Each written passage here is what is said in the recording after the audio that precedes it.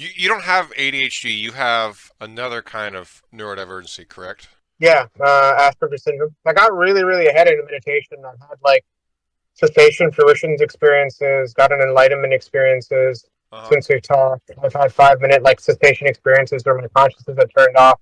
I had music and literally turned off and turned back on in the middle of another song. Oh, And really? now Harvard Medical School wants to study me as one of the meditators for advanced meditative states. Wow. So I just want to say your stuff is really good. Thank you. Thank you. I'm glad to hear that from someone who's being studied by Harvard.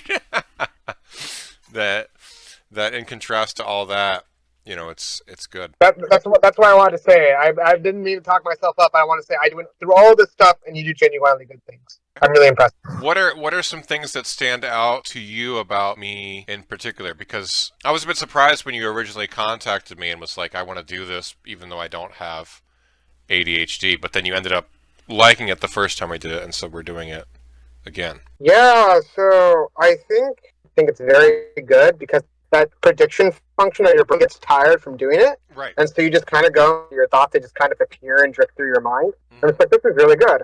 And I noticed it's like a very good lesson in stillness, and you could probably take it as an insight into how unpredictable everything really is. Sure. The Because you don't have nature to of predict anything in this the nature very of the universe as well. Like it's pointless to fear the unknown because you're not going to be able to expect it anyway or anticipate it anyway most of the time. yeah Um, yeah as it's long as you're it's as really long as you're amazing that way. reasonably preparing yourself, you're good.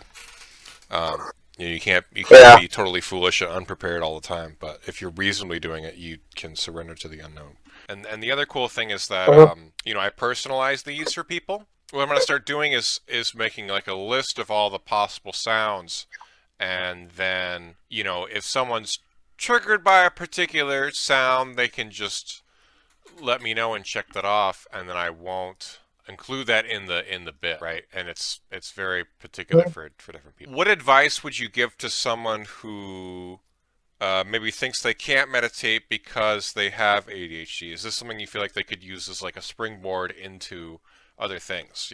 Because you're a neurodivergent person, and ADHD is a neurodivergency, right? So ADD, so if you think about it evolutionary with hunters, the people who had ADHD were just had a greater bandwidth for detecting Resources, right? novelty in the environment, Yeah. right? And so they were the people that would detect a snake when no one else could do that.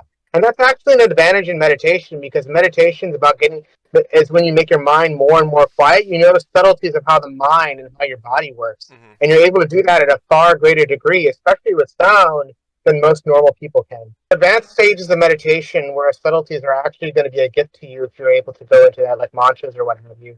And then once you get past the barriers to the initial stages of meditation, you'll find that your ADHD was not a weakness or disability, it was actually a gift.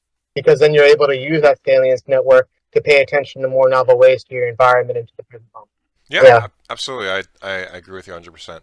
Any other final thoughts you want to share about your time with me? Yeah, I just want to say I love a person who is such a go-getter and such a genuine and honest person. And I meet a lot of people who, try to use meditation as an excuse to say how awesome they are. I realize you used it for personal development and to just help people. Mm. I just want to say how rare and special that is. And you are a genuinely good and authentic human being, and I will always reward and honor that. Thank you. Well, thank you. I appreciate that. What are your thoughts? Was it a bit too short for you? Would you have done this for longer? Just be totally honest. Initially, during the sound bath, what I noticed was the way that you used the instruments was that the sounds or the particular sounds that were more disrupted my actual intrusive thoughts. In my brain, my thoughts are attempting to spiral up and you just hit it back down again. What was left after my intrusive thoughts was more of like, oh, a wavelength like aura thing. Like I was just saying blue. It's like it actually caused me to focus more. I think that people should know that this is meant to for that to happen because it was like initially like a bit uncomfortable. And you've listened to sound baths before, but have you ever tried a specific meditation, like a meditation where the point of it is to focus like you did today? I don't usually like those because I don't trust like this is like personal, right? Hmm. Um like if it's one on one I'll do it and I've done it one on one I think once or twice. Hmm. But that takes a level of trust, because if it's Sure. some random person online, for example, I don't trust that person to guide me to wherever. Right, which is the whole point of why I'm doing this, to have actual discussion about that. Like imagine that my thoughts are like springs. They'll bounce to different areas of the room, or my brain or my mind or whatever.